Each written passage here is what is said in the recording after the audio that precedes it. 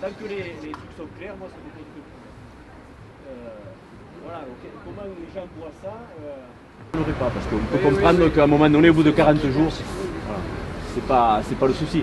C'est celui qui est jamais venu, avec des excuses de bidon, les 3 quarts du temps en plus, mais on n'est pas là pour se battre entre nous, quoi. Donc il faut essayer de les raccrocher d'une manière ou d'une autre, et c'est pas impossible. C'est pas impossible.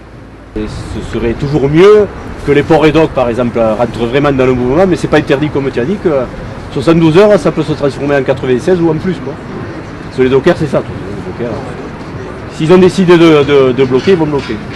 Après, c'est à nous de faire le travail au niveau des confédérations, de les convaincre de continuer.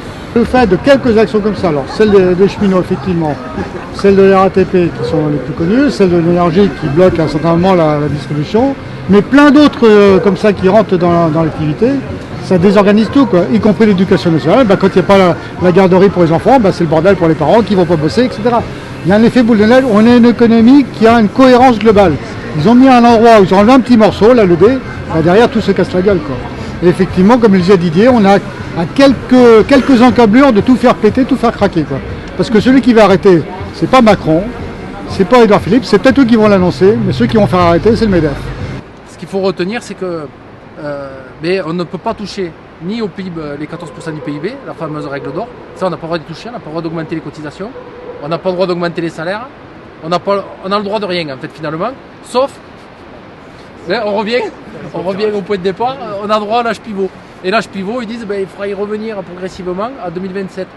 Il y a des actions cette semaine, on a la chance d'avoir 3 actions sur 3 journées assez costauds quand même cette semaine sur notre département, donc il faut y être. Peut-être ce week-end organiser quelque chose nous, peut-être un truc un peu festif, je sais pas, que tu voulais faire à manger, vous voulez faire des trucs, je sais pas, voilà.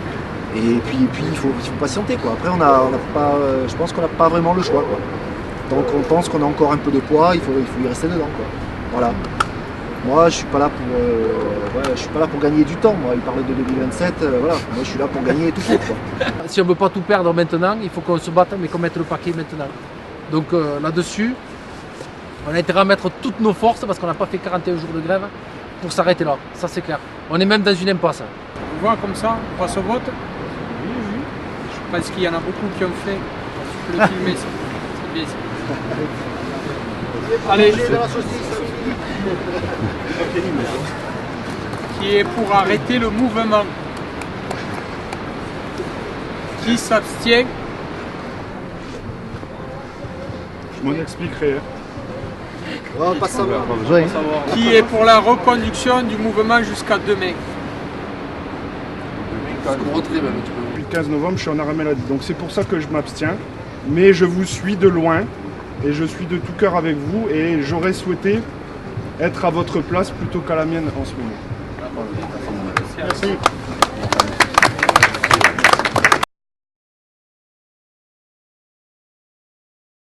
Comme dans tous les mouvements sociaux d'ampleur, eh bien, on aimerait bien être plus nombreux, on aimerait bien que ça aille plus vite, on aimerait bien que... Voilà, tout ça. Mais il y a la réalité, il faut se la coltiner. Mais la réalité, elle est que quand même, le mouvement social aujourd'hui, il fait bouger des choses. Pas aussi vite, pas aussi fort que l'on voudrait, mais quand même, il fait bouger des choses. Hein. Le collègue parlait des 500 millions après, que Blanquer a mis sur la table pour l'éduc. Il y a quelques mois, on ne les aurait pas eu. Nous, nos usagers, ce sont nos élèves, et faire des choses dont on a conscience que ça va à l'encontre des élèves, c'est difficile. Et moi, quand je fais pas grève, c'est parce que là, je ne peux pas prendre plus d'heures avec les élèves qui ont le bac à la fin, je ne peux pas les mettre plus en danger. Mais ça, je veux dire, c'est un sentiment qui est chez les enseignants et qui n'y a pas chez les cheminots, et qui explique que la grève n'est pas reconductible.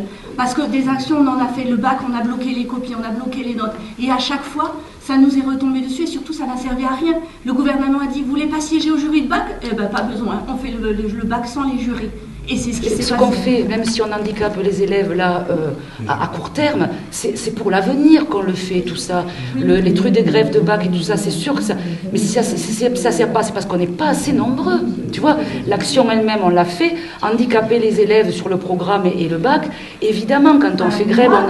J'ai assisté à des jurys et tout le monde est parti. Oui, mais c'est pour l'avenir des élèves qu'on le fait, tout ça. On a été loin et que ça n'a servi à rien. Quand nous, on a sorti l'argument de « bon, bah allez, on fait grève des jurys, on fait grève des notes », on était sûr de nous, hein. On était sûr qu'on emmerderait les gens. Raté. Parce qu'on n'était pas si nombreux à le faire. Toutes les journées, les temps forts là, qu'on fait depuis le début, À un moment, ces temps forts, on les fait le lundi, le mardi, le mercredi, on les fait tous les uns à la suite des autres. On essaye de s'y mettre tous ensemble. Et en quoi? En une semaine, c'est plié cette histoire? On arrête tous les services publics. Vous croyez que le pays va tourner longtemps, vraiment?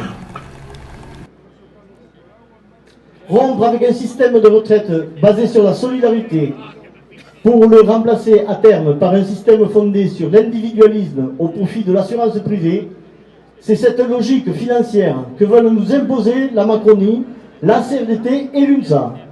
Vouloir briser la grève par cette manœuvre politico-syndicale est non seulement grotesque, mais aussi indigne d'une centrale syndicale qui se prétend être la première de France. C'est une trahison. Pour l'amélioration du régime par répartition mis en place par le CNR, il n'y a pas d'autre solution que de se mobiliser, de se mettre en grève pour aller manifester et occuper les entreprises. Décidons à nager dans tous les ateliers, services, établissements et entreprises des modèles d'arrêt de travail reconductibles, d'action de blocage de l'économie. La CGT, FO, FSU, Solidaire, les organisations de jeunesse étudiantes et lycéennes et la CGC sont toujours là, en intersyndicale, nationalement et aussi en Ariège. Cette intersyndicale organise et donne des dates et des cadres de mobilisation à l'ensemble des salariés. Et c'est depuis le début que seules 2 organisations font bande à part parce qu'elles sont favorables à la retraite par points. Alors maintenant, nous devons encore maintenir la pression par la grève, les manifestations et les actions visibles.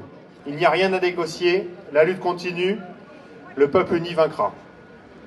Après 41 jours d'action et de grève contre le projet Macron, que peut faire un député d'Ariège? Député de l'Ariège, il a été élu par les gens qui sont justement dans la manifestation, mais il s'occupe bien sûr de tout le monde.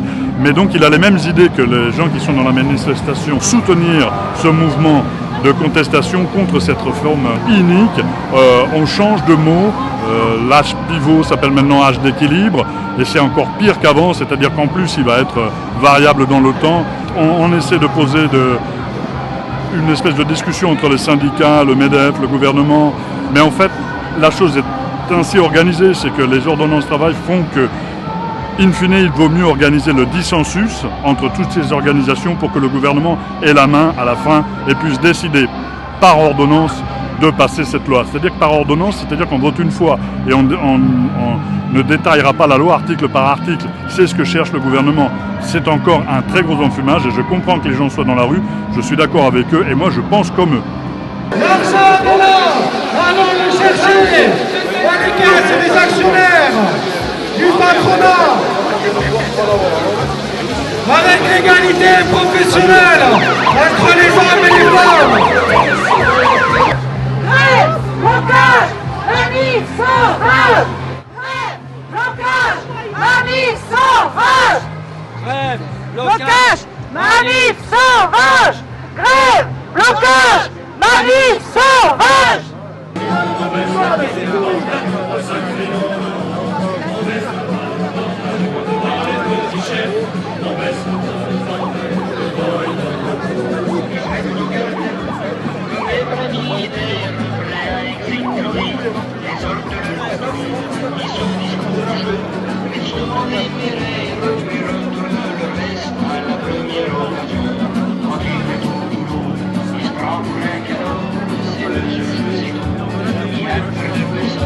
Avanti popolo alla rescossa, bandera negra trionferà, bandera negra deve trionfar, bandera negra deve trionfar, bandera negra deve trionfar, e viva l'anarchismo et la libertà! Après 41 jours de grève, est-ce que les propositions Philippe Macron sont adéquates pour arrêter le mouvement social? Oui, bonjour. Moi je m'appelle Claude, je travaille à Enedis, plus largement dans le groupe EDF depuis 30 ans maintenant. Et il est clair qu'il n'a fait aucune proposition. La seule proposition qu'il a faite, c'est celle qu'on attendait depuis que la CFDT s'est mise dans le conflit, c'est-à-dire parlait de retirer l'âge pivot, mais il ne le retire pas. Il le met juste en stand-by en attendant peut-être de nous le renquiller au mois d'avril, probablement même. Et il est hors de question, après avoir fait les efforts financiers qu'on a fait dans le cadre de la grève qui dure maintenant, comme tu dis, depuis 41 jours, il est hors de question qu'on s'arrête là et qu'on laisse tout tomber. Voilà, on a affaire à une bande de salopards qui essayaient de la jouer version Margaret Thatcher. Ils veulent affamer des gens qui sont dans le mouvement de grève, mais je pense qu'ils ne vont pas y arriver comme ça. Il est absolument nécessaire et indispensable de continuer la bagarre jusqu'au bout, jusqu'au retrait de ce putain de projet qui ne vaut rien.